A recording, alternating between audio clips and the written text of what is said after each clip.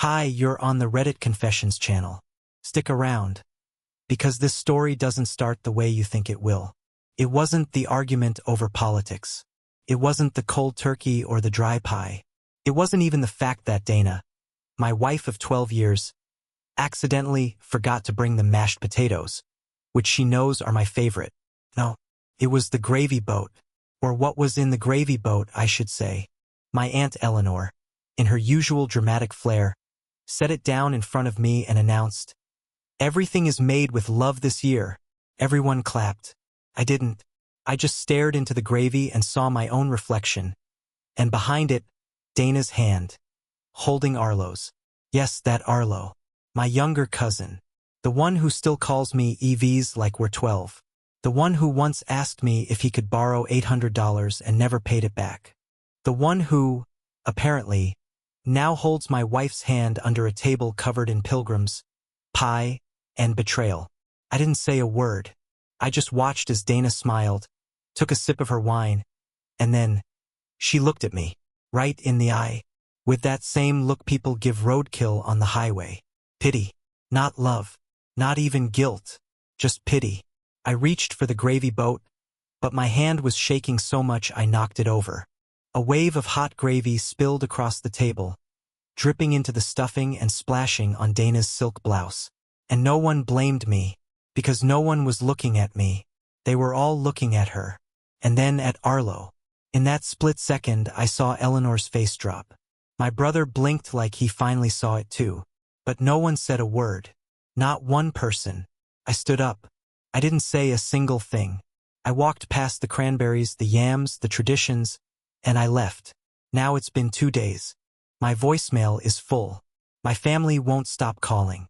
Dana keeps texting, saying, "It's not what it looks like." But it never is it? The first call came before I even left the driveway. My mother, then Eleanor, then Dana. None of them left a message. Just rapid rings back to back like they were trying to shake me through the screen. I let the engine run and stared at the steering wheel, still sticky from the gravy splash, wondering how long it had been happening. Wondering if I'd always been this blind or just too spineless to believe my gut. I drove in silence. No music, no GPS. Just the hum of the tires and the sound of my heart bouncing off the inside of my ribs like a racquetball. I didn't go home.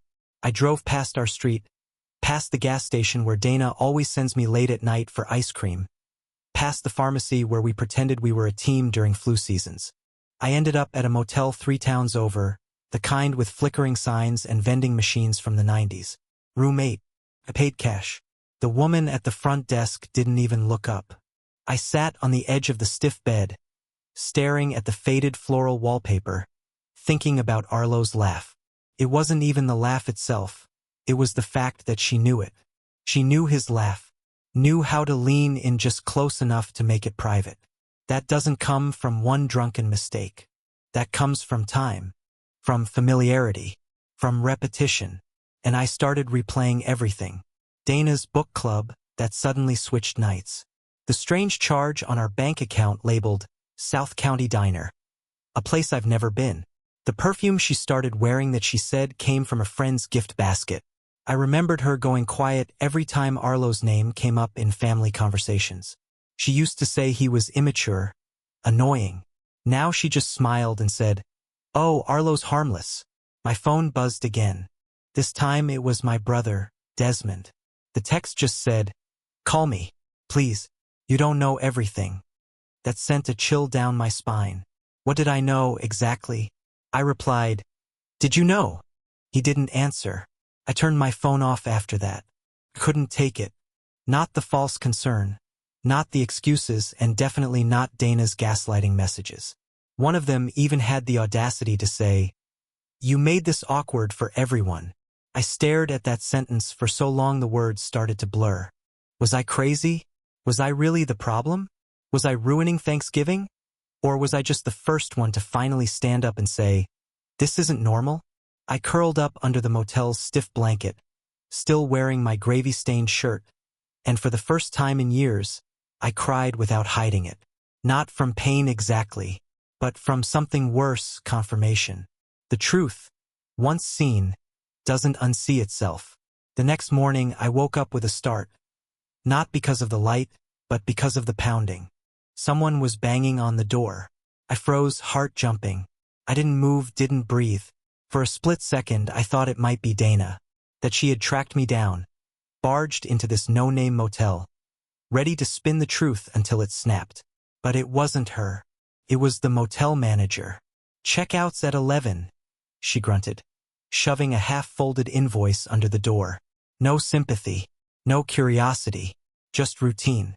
Like broken people pass through this room every week. I sat up, back aching from the mattress springs. My phone was still off. Part of me wanted to turn it on, to read every lie Dana had likely typed in desperation. But the other part, the part that still had some dignity left, told me not to. Instead, I just stared at the wall, tracing the shape of a crack that ran from the ceiling to the lamp like a scar no one bothered to fix. Eventually, I drove home. I don't even know why. Habit, maybe, or stupidity. I expected silence. An empty driveway. Maybe Dana would be at work, pretending nothing happened, waiting to ambush me with some story about how it was all misunderstood. But instead, I pulled up to a scene I hadn't imagined. Desmond's car was there. So was my aunt's. And Dana's. I hesitated, hand trembling as I turned the engine off. The front door was cracked open. That door never stays open. We have a weird draft problem and Dana always nags me to keep it closed. When I walked in, the smell of coffee hit me first. Then silence. Then whispers from the living room. "You shouldn't have invited him," Dana said, her voice low but sharp. "It wasn't part of the plan." "Plan?" Desmond replied. "He was family. He was supposed to be there." There was a pause. Then Dana said something I'll never forget. "You said he never paid attention, that he wouldn't notice. So how the hell did he notice this time?" I backed out slowly, trying not to make a sound. My throat was tight, my fingers numb. The world tilted under me. They planned this. They planned this. And somehow, the worst part wasn't the betrayal itself. It was the quiet realization that they had bet against me. That my own wife and cousin counted on me being so small, so passive, so forgettable. That I wouldn't even see it happening. I didn't sleep that night. I didn't even sit. I just paced, back and forth across the kitchen floor, stepping over the same crack in the tile, looping between the fridge and the back door like some ghost stuck in a routine he can't break. After I overheard Dana and Desmond in the living room, I left the house without being seen. I didn't slam the door. I didn't demand answers. I just left, like always, like they expected I would. But this time I wasn't going far. I drove 3 blocks, parked behind the old community library, and walked back. I sat in the dark across the street in my car and watched. I don't even know what I was hoping for. A confrontation? A confession? Maybe just proof that I hadn't completely lost it. Around midnight, Dana walked out with a suitcase. Not a big one, just her black carry-on. The one she uses for quick business trips. Desmond followed her to the car. They didn't kiss, not there, but their closeness told me everything.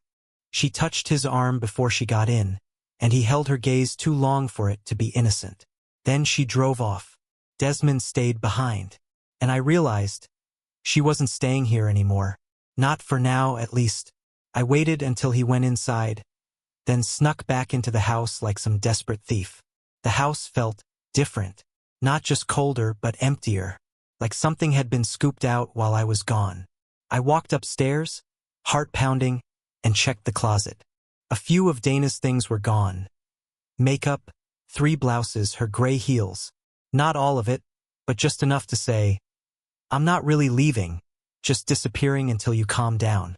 That's what Dana does. Leaves just enough to stay in control. But what hit me wasn't the closet. It was the office. Her laptop was open. I shouldn't have looked. I know that, but I did. There was an email draft on the screen, addressed to Arlo. It said, "Everett saw something. I think he knows now."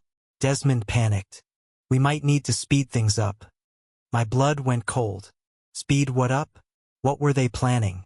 And then I noticed the attachment. A scanned document. I clicked it. My name. My signature forged.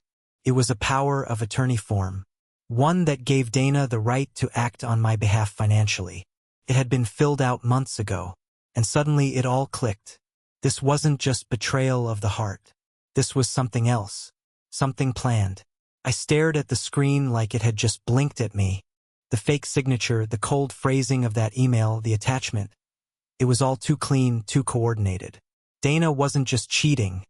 She was organizing something. I had no legal background, but even I could tell that document wasn't just some idle prank. If I hadn't walked out of Thanksgiving, how long before she used it? Before my accounts started moving without me? Before I found out I was broke and legally responsible for decisions I didn't make? I sat there for nearly an hour, reading the email over and over. It hadn't been sent yet. It was just sitting in her drafts. I could have deleted it, forwarded it. I could have printed it and stormed into the police station right then. But instead, I took a screenshot. Then another. And another. My hands were shaking. I uploaded them to a cloud folder I hadn't used in years. One she didn't know existed. Then I closed the laptop without touching a thing. I should have left. I should have packed a bag, called someone, anyone. But I couldn't move. My mind kept looping. Why Desmond? Why Arlo? Why would my wife need a power of attorney over me? I'd always been the passive one. The soft one. The one who trusted too easily and questioned too little. Was that the game?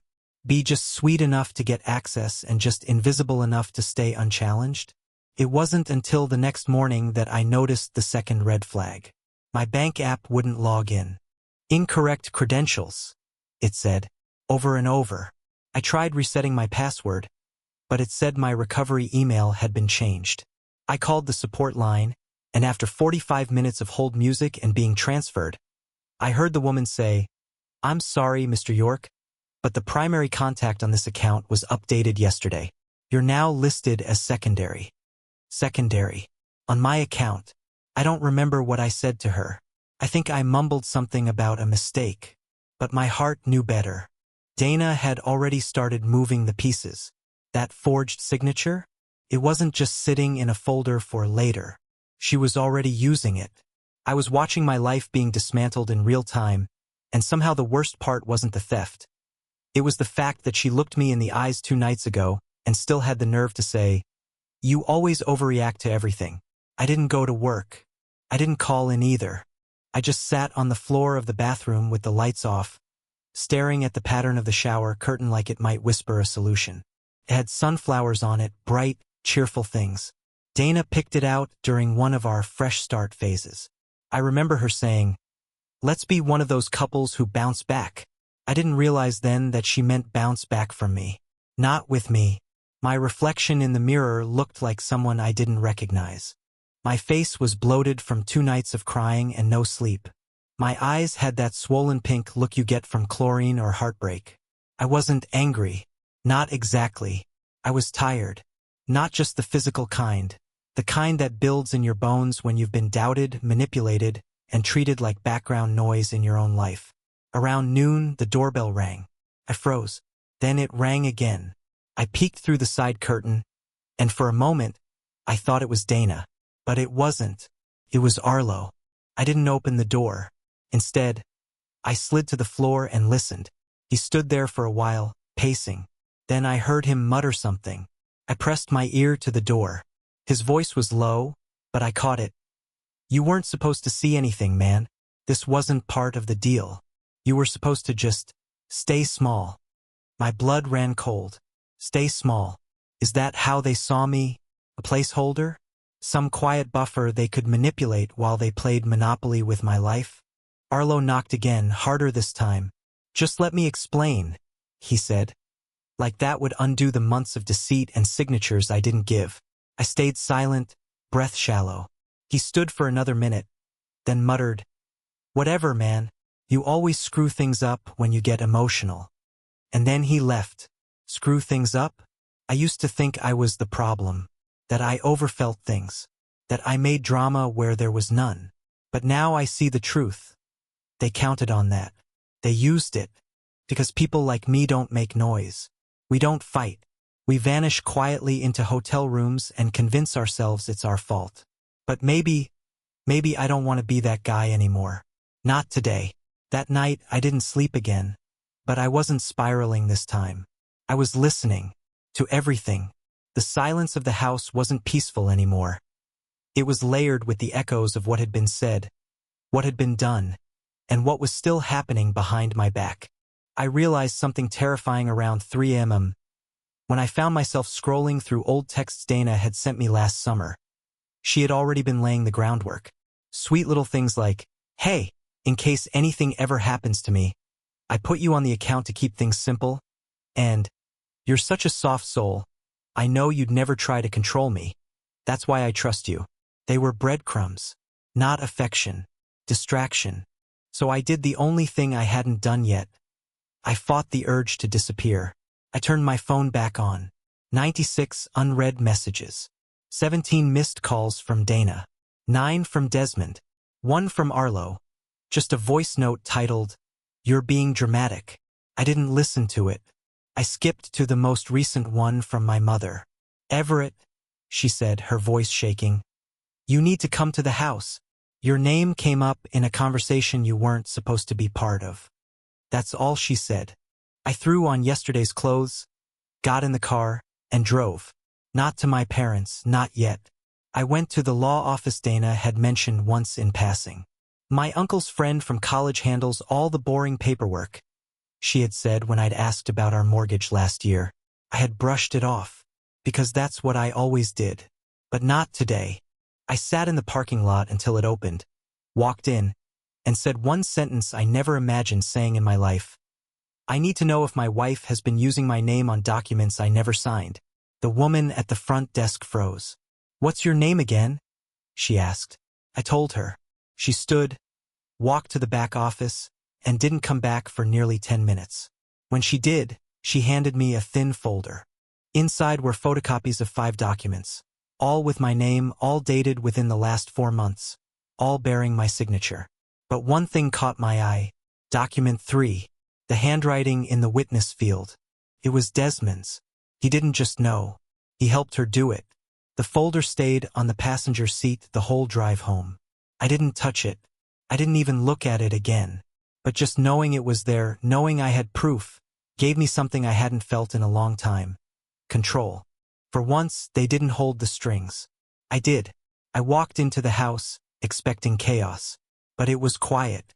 The kind of quiet that meant Dana was home but pretending she wasn't. I found her in the kitchen, barefoot, scrolling through her phone like the last few days hadn't happened. She looked up, startled, and said, "Everett, I raised one hand. Calm. No yelling. No scenes. "Don't," I said. "You've said enough." She opened her mouth again, then noticed the folder in my hand. I placed it on the table between us. "You forged my name," I continued. "You and Desmond, on 5 legal documents, one of which was used to move over $17,000 out of our joint account." Dana's face turned pale. I didn't ask why. I didn't care anymore. She started to cry, real or fake, I couldn't tell. "It wasn't supposed to get this far," she whispered. "We thought you wouldn't notice." "I know," I said. "That's the whole point." I told her I'd already spoken with a lawyer. The power of attorney would be revoked, the bank alerted, and charges could be filed. But here's the truth. I didn't want revenge. I didn't want to destroy her. I just wanted out. I wanted peace. And more than anything, I wanted to find the version of myself that I had let her, and people like her, bury over the years. 3 weeks have passed. The divorce is in motion. Dana moved in with her mother. Desmond hasn't spoken to me since. And as for Arlo, he posted some passive-aggressive nonsense online about snakes in the family. I didn't respond. I moved into a small 1-bedroom apartment on the edge of town. Quiet, cheap, and somehow, exactly what I need. I bought a sunflower shower curtain, not because of her, but because I like it. I started therapy. Picked up my old guitar again. I'm even going on a hike this weekend, alone. I don't feel like a ghost anymore. And for the first time in years, I'm not trying to be small. I'm just trying to be me. Thanks for watching. If you've ever felt like Everett, overlooked, Underestimated or betrayed? Tell us in the comments. What moment made you finally stand up for yourself? We'd love to hear your story. This has been another episode on Reddit Confessions. Don't forget to like, subscribe, and come back for more stories that cut deep and end with hope.